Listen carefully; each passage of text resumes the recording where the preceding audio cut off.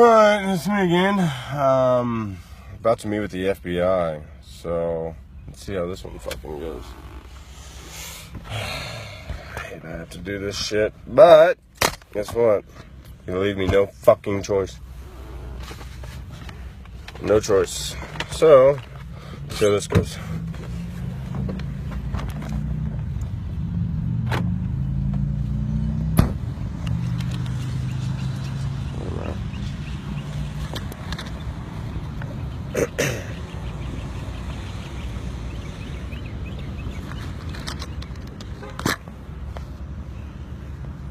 This should be fun.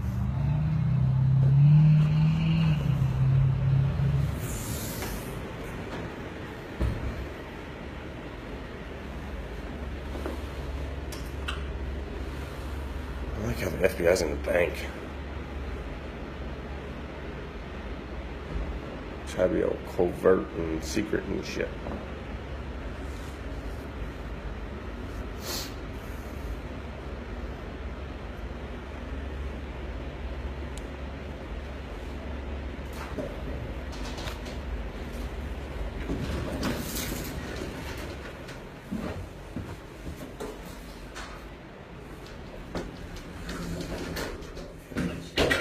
I think they're on 2.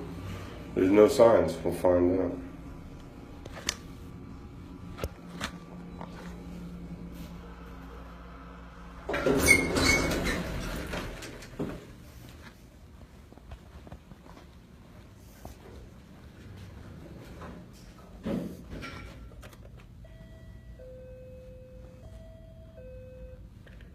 Can I help you? I'm here to make a complaint against a police officer, civil rights complaint. Okay, one moment. Thank you.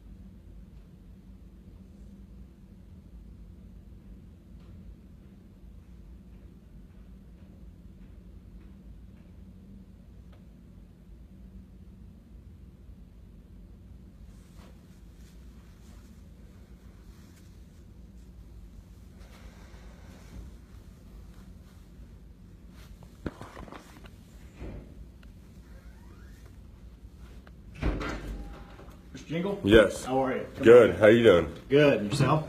Can't complain. Yeah. I've been better and I've also been worse. Right. That's right. Come on in here. Alright. You know, typical deal.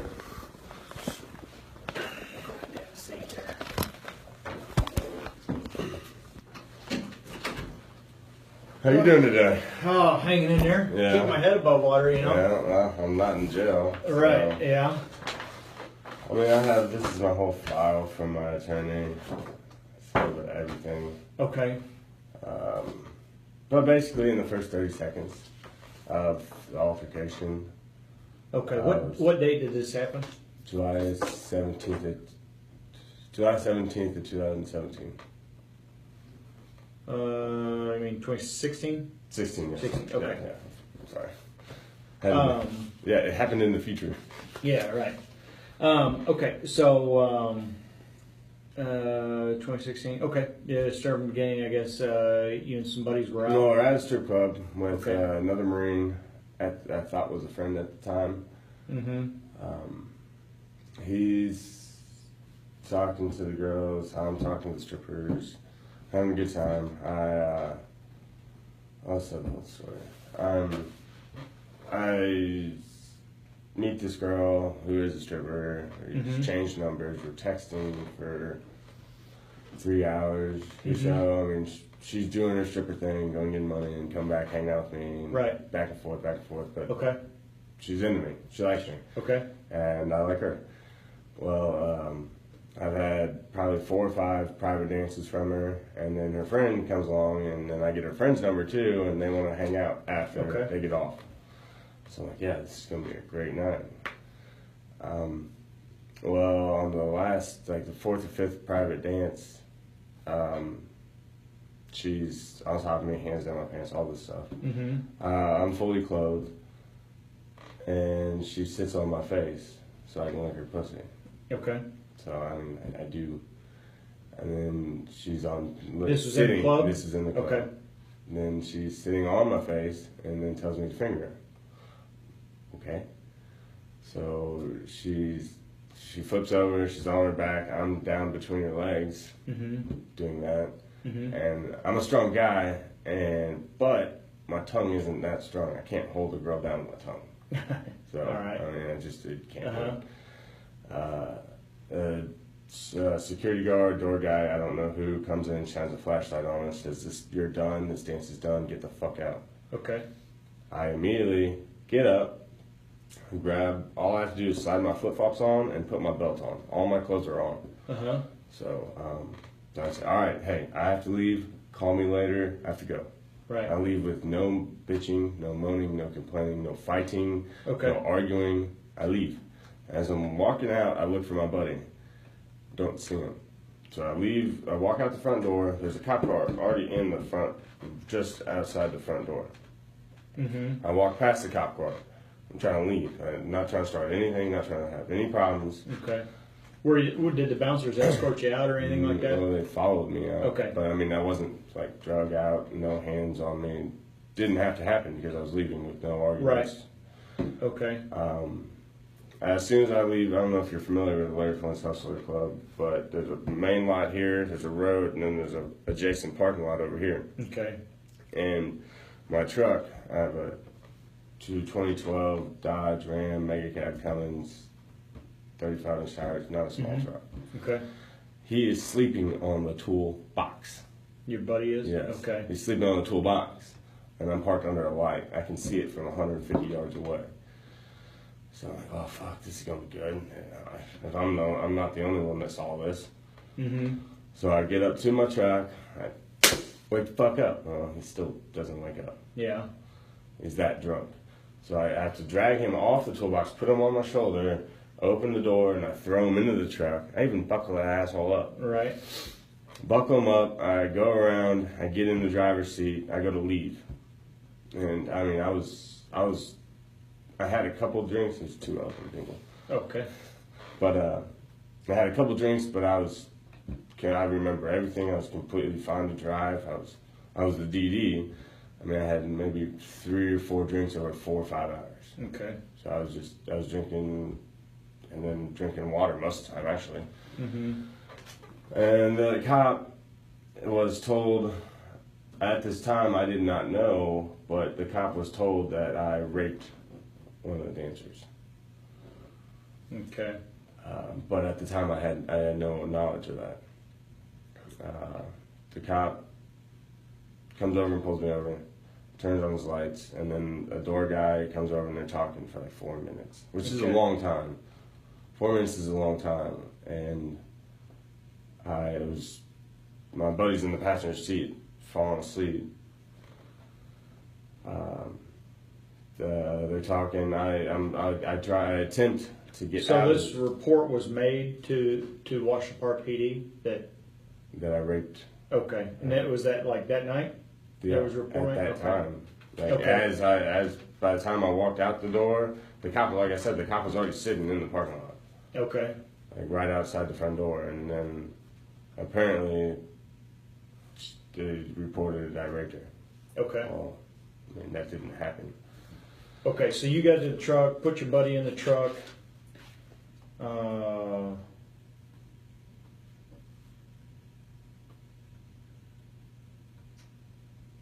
You put him in the truck and you started to leave? Yes, I tried to leave.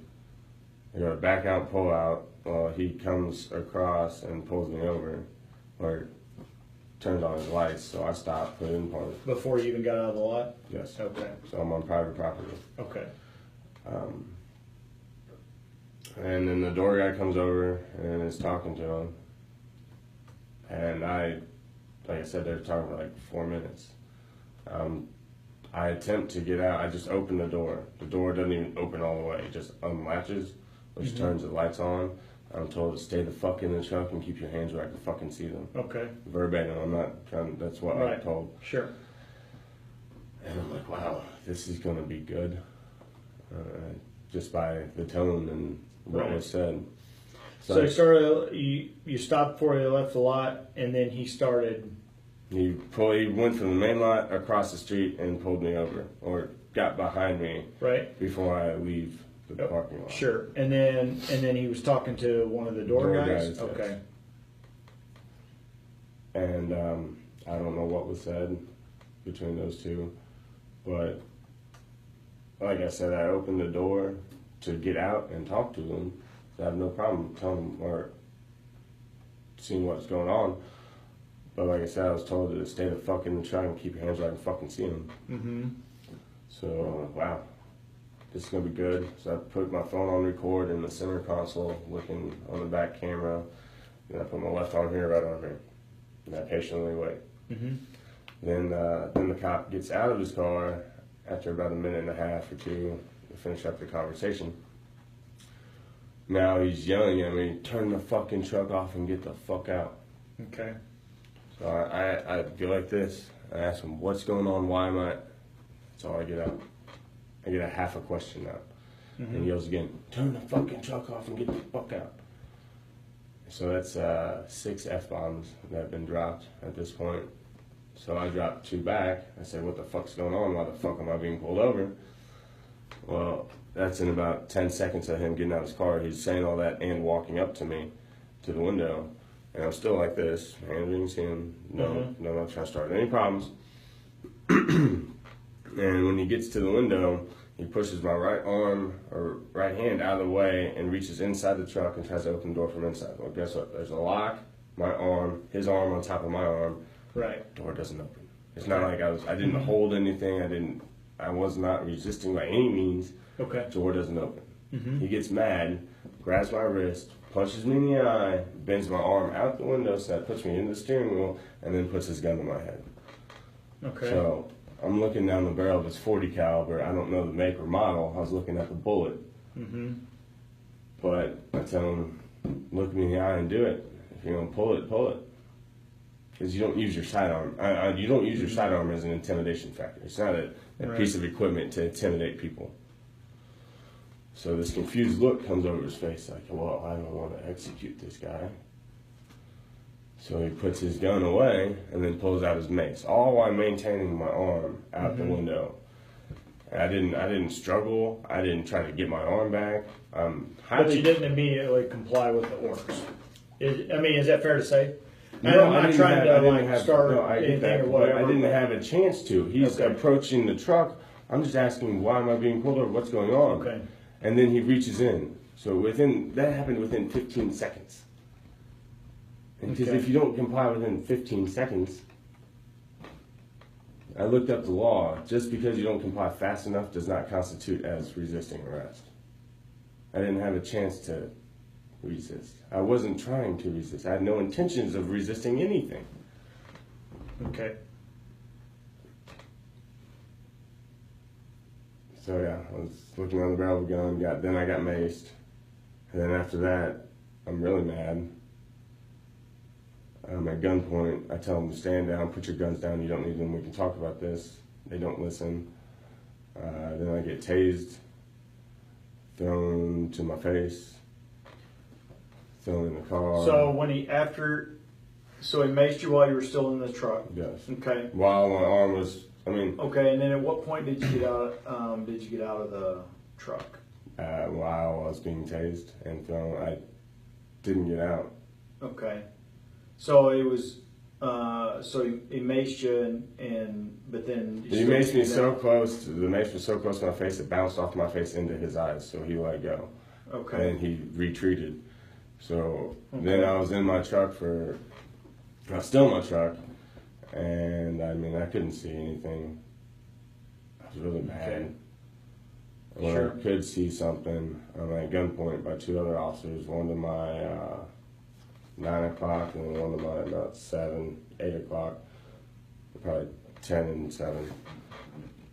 And they're yelling at me. And I'm telling them, put your guns down, you don't need them. And we don't need guns right now. Okay. But they don't stand down. I get tased in the back. While you're still in the truck? Yes. Okay. Then I'm thrown to my face. I'm pretty much face first, so you can't catch yourself while being tased. Thrown in the cop car. So they tased you, got you out of the car? Okay. Mm-hmm. Throw me into the cop car. Everything cuffed. Okay. Yeah. I mean, I'd never once touched anybody. I didn't touch them. I didn't physically do anything. Okay. My phone was recording all this. They figure out my phone's recording this. I'm in the back of the cop car. They open up the door and drop my phone on my lap. They say, you can make a phone call. I'm like, all right, maybe you figured out I didn't do anything. So, I mean, hands behind my back, I'm scrolling with one finger to try to call my sergeant and tell him I'm probably not going to be there in the morning. It's like 4:30. Right. I had to be at drill at 7. Probably wasn't going to make it. And as soon as I'm scrolling down the list, I don't even get to make a phone call. They take it from me and book it into evidence. Okay. Well, guess what? When I get the phone back, there's no video. There's no text messages between me and the stripper. They went through my shit and deleted it. I'm arrested with $293. I get to jail with $93. I get out of jail with $0. No lie. Okay. So you tried to call the sergeant, but they took your phone. Yes. And delete the video that my phone had.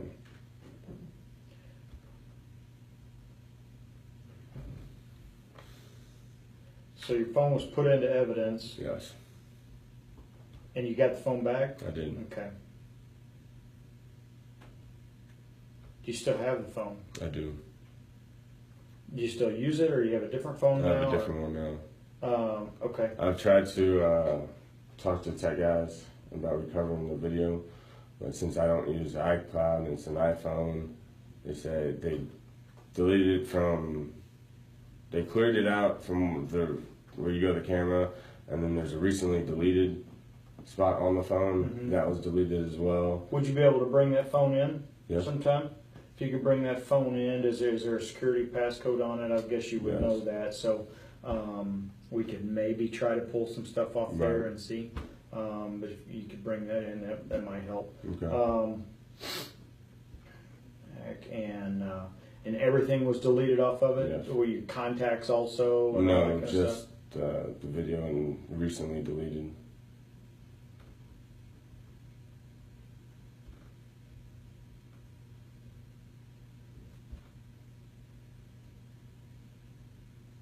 Okay. And then you had $293. Basically, I was taxed each place I went, pretty much. Okay, so you had $293 on you. So the place took, I had two $100 bills and $93 in change. You had, when you got to, so you had $293 on you, and when you were booked into jail, you only had 93. And I know that's on video, actually, because I spent 36 hours in jail for the alleged sexual assault investigation. Which, I mean, if you want to read in this report... So you're booked into jail with only $93, and then when you were released... Get out of jail out of $0.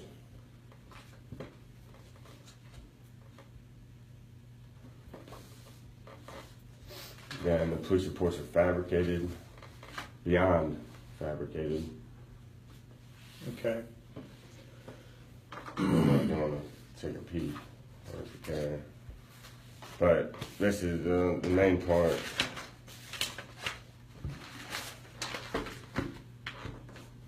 Pretty much just that, from that sentence and the rest. Payment is the club manager.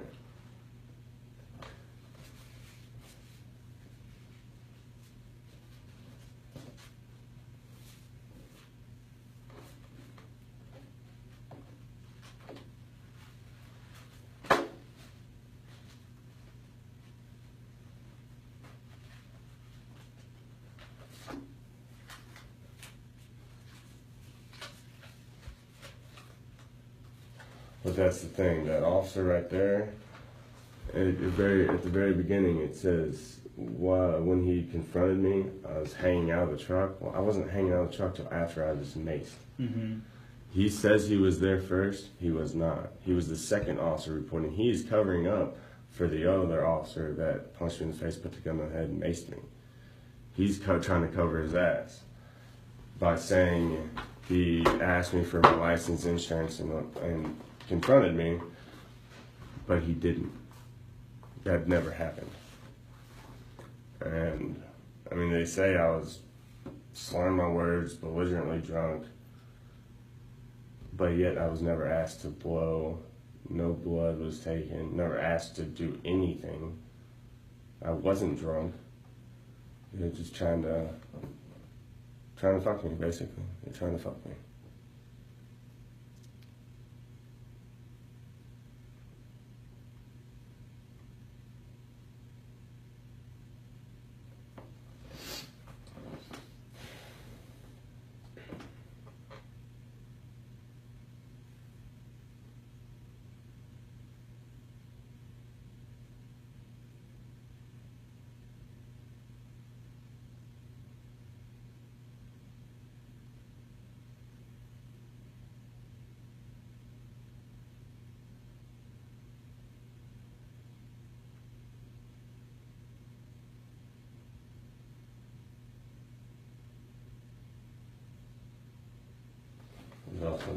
There ended up being 4 police reports. So I only have those 2 in here, I guess.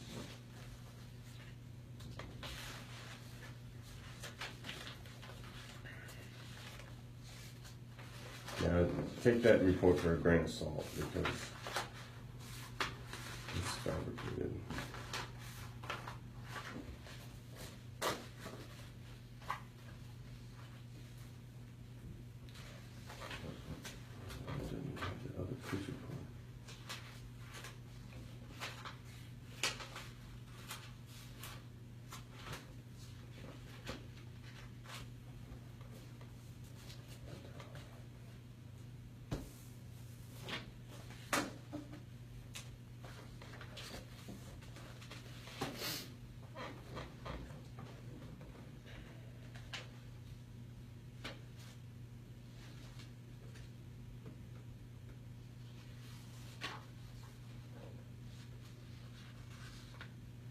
Okay. Mind if I make a copy of this report? No, I can send you an electronic copy of both of them. There's 4 total, if you want. Yeah, we could do that. I have no problem doing that. Yeah, you could forward. I'm going on my, I just had the 10th court date. Okay. It was 10 months ago. I've had a court date every month. I live in Kansas City. So you had an attorney who I had an withdrew. attorney that withdrew because they offered me a misdemeanor plea of resisting arrest. Well, I didn't resist anything. Okay. I didn't do it. And I told him, no, I'm not taking the plea. I'm not guilty. Okay. Then after paying him $6,500, he withdrew. Basically stole my money. So, do you have an attorney No. when in now? Okay, so I'm going to represent myself because I tell the truth. I have nothing to hide. That's the beautiful thing about the truth. You don't have to worry about remembering anything, or you don't have to worry about remembering what you said. The truth is the truth. And that's all I want to bring out is the truth. Okay.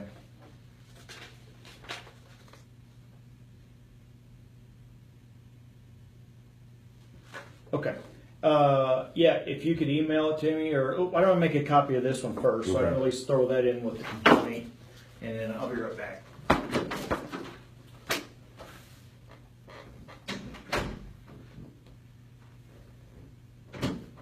Before I go, you got anything else you want to give to me? I can just make copies of all of I it. mean, this is a whole file I got from my attorney. There's nothing really. I mean, it's just that's the plea offers, motions that they did. I don't know. Okay. Now, are you still in? Are you still in Marines? Currently, I'm being separated out. I'm being kicked out because of this.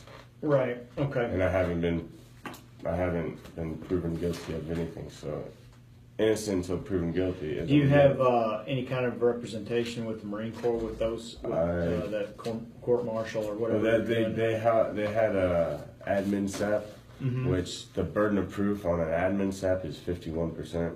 That's how they. I didn't even know this was possible, but that's how they get around actually proving anything by just well, you don't have. It's not beyond a reasonable doubt. It's do we think this may have happened? Well, it might have. Kick them out. Okay. Which I didn't know that was even a thing until now. But I mean, this is the separation. You supposed to be over there today on duty now, or they just have you? No, I'm here in town because I had court yesterday. Okay. So I went to court, and by the time I got out of court, lawyers were out of the office because I was going to be with some lawyers. But I mean, I'm not made of money. I just got took for $6,500. I'm $17,000 deep. My credit cards are maxed out. I have no more money, so I have to fight this by myself. Okay, well, it sucks. What I would do is St. Clair County. Yes. Okay, what I would recommend is going to the judge or filing a motion to have some counsel. I get that, appointment. but by me doing pro se, I get to question the cops. Well, and you can do that in working with the U.S. In working with the defense attorney, you can help guide them along as far as what questions. I get that, but this is, I mean, okay. This is my life. This is my career. This is everything. Exactly. 8 years I've put to honorably serve this country. Exactly, and that's what I'm saying. And I get it, but it means a lot to me. Sure. And I'm not a retard. I'm not a genius.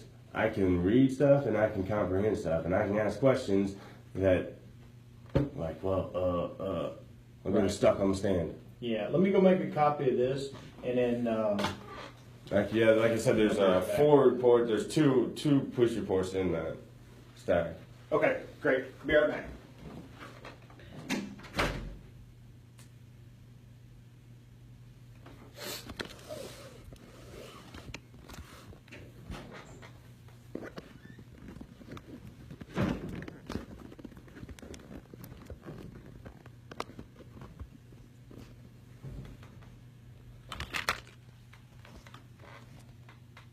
This is going good.